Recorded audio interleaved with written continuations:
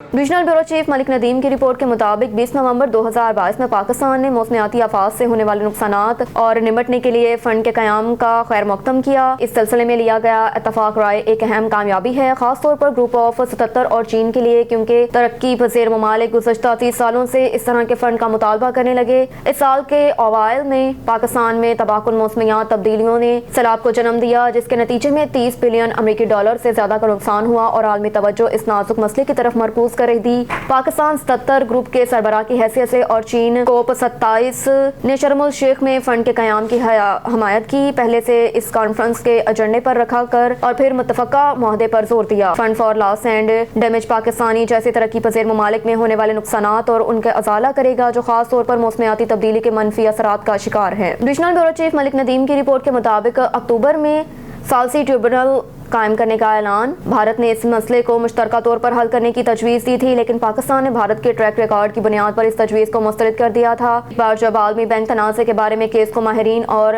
गैर जानबदार माहिरीन की अदालत के हवाले कर देगा तो बैंक इस मामले का मजीद हिस्सा नहीं रहेगा। वर्ल्ड बैंक ने 18 अक्टूबर को शान मर्फी को सालसी अदालत का चेयरमैन और मशील लेनो को गैर जानबदार माहिर करार दिया। पाकिस्तान ने दरियाए झेलम की मावन नदी पर बनाए गए किशन गंगा मंसूबे के डिजाइन पर 3 एतराज़ात उठाए। पाकिस्तान ने चनाब पर बनने वाले रतले हाइड्रो पावर प्रोजेक्ट के डिजाइन पर 4 एतराज़ात उठा दिए। Divisional bureau chief Malik Nadeem की रिपोर्ट के मुताबिक सीपीओ सैयद शहजाद नदीम बुखारी की हिदायत पर एसपी हेडक्वार्टर्स से डीएसपी हेडक्वार्टर्स और यूनिट्स के फोकल पर्सन रोजाना खुद खाने का मयार चेक कर रहे हैं। फोर्स को फराहम किए जाने वाले खाने के मयार पर कोई समझौता नहीं किया जाएगा। फोर्स को बेहतरीन सहूलियात की फराहमी यकीनी बनाई जाएगी।